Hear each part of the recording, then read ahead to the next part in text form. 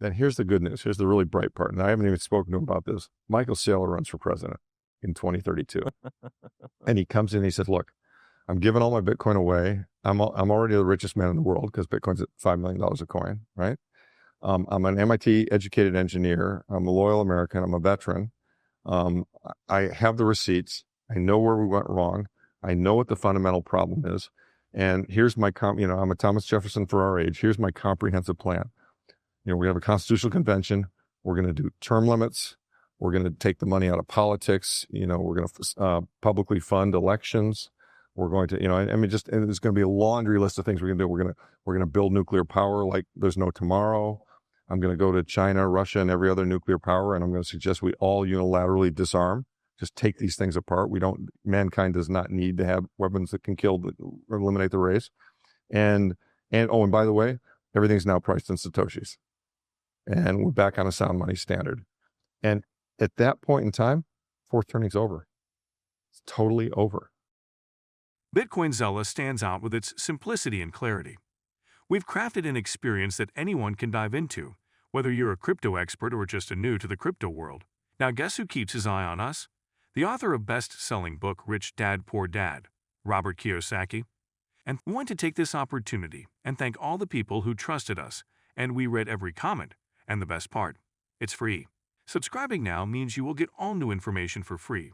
Don't just follow the trends, stay ahead of them. Subscribe to Bitcoin Zella today and enjoy the new edge.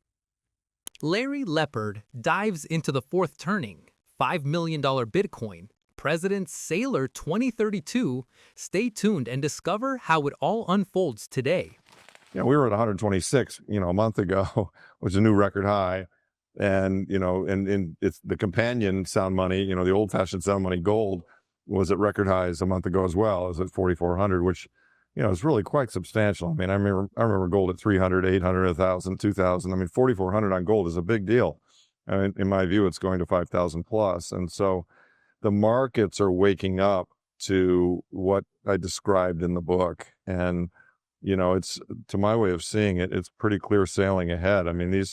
These numbers are going much larger because, they've labeled this the monetary debasement trade. JP Morgan just put that label on it.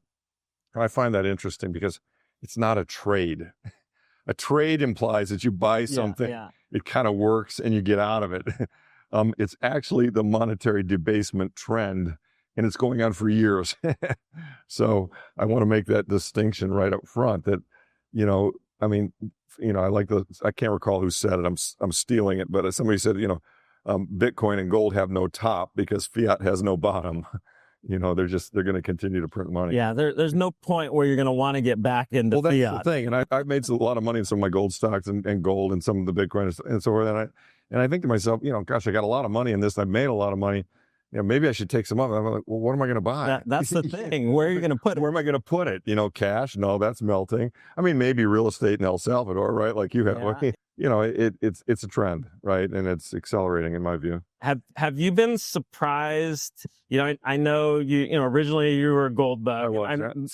Most people know you. Yeah. But that was your pretty much your sole focus. Absolutely. Well, pre-2008 for sure. Right? And then you've moved into Bitcoin as Bitcoin has grown. And I know you run a fund that I think just invests in gold and Bitcoin, pretty right? much. We got a little bit of gold and a little bit of Bitcoin. It's basically, my investors believed I was investing in gold and silver mining stocks, which I've done. And, it's a data point. That fund's up 130% year to date. So, which is spectacular. Kind of, well, but full disclosure, we have plenty of bad years too. Yeah. All these assets are very volatile. So, but yes, I ran a gold fund and I still believe in gold. One of the things I'm very strong about, and I've said this many, many times, is just, I hate it when gold people shit on Bitcoin. I hate it when Bitcoiners shit on gold because they both are sound money. They both are constrained in their ability to be printed. And one is geologically, it's only so much gold. And the other is mathematically. And, they both are helping kill the fiat world, and fiat's the enemy, right? Fiat is what has made our world so bad and what's caused all the pain that we're experiencing. And so I want to kill the fiat beast. And, if people want to express it through gold, great. It's less volatile. It's not going to go up as much. Bitcoin's going to crush it performance-wise.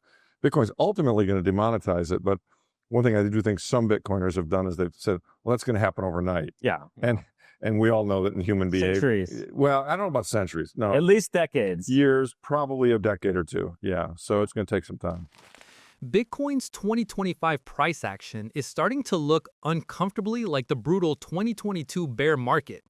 New research shows Bitcoin's current moves are tracking that period with up to 98% correlation, suggesting this painful cooldown may not be random noise, but a repeat of history. November has been one of the worst months for BTC since 2015, with the price down more than a third from its all-time high, just when bulls expected the next explosive leg up. Yet underneath the gloomy charts, something very different is happening.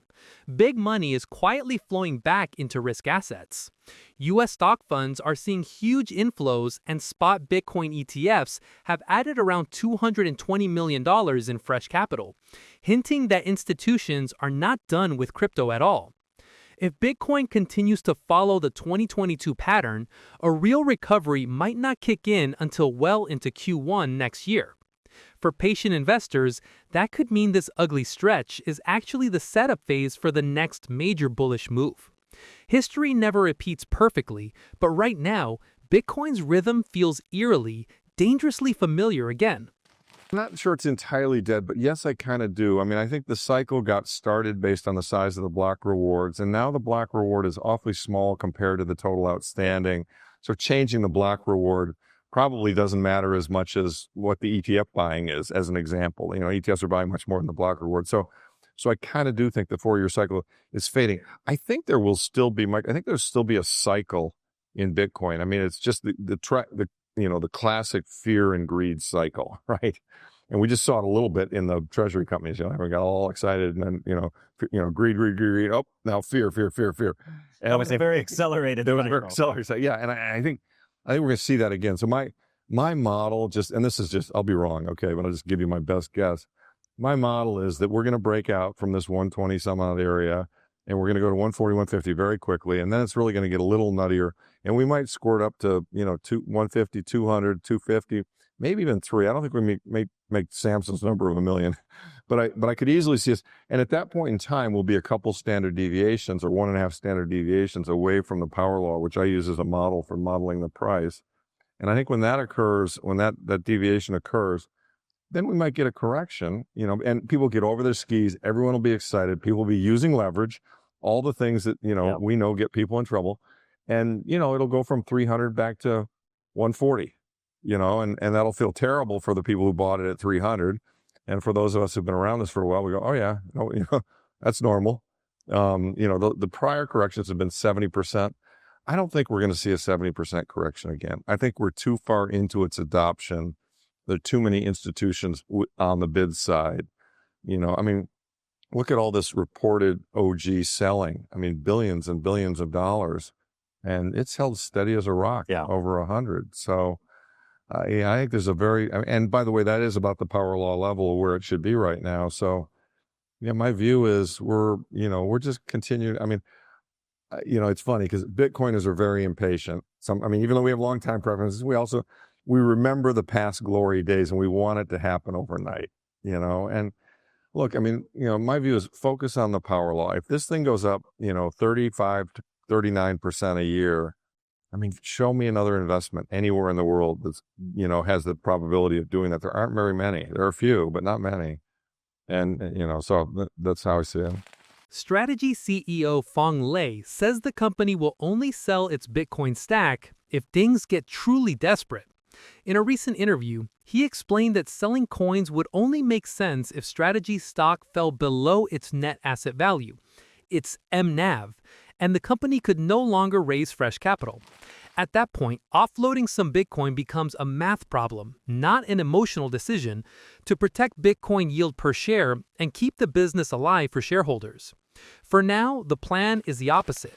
Raise money when the stock trades at a premium, buy more BTC, and keep growing holdings per share while paying out huge preferred dividends of up to $800 million a year. Lei argues that consistently meeting those payouts, even during bear markets, should slowly convince investors that strategy is financially solid. He also doubled down on Bitcoin's long-term appeal as scarce global money and highlighted a new BTC credit dashboard designed to show that the company's debt and dividends are covered even if BTC's price takes a serious hit. He wants holders thinking in decades. If you have been watching so far, thank you so much for watching, and do not forget to subscribe to Bitcoin Zella for daily news all for free. That's all for today's video. Until next time.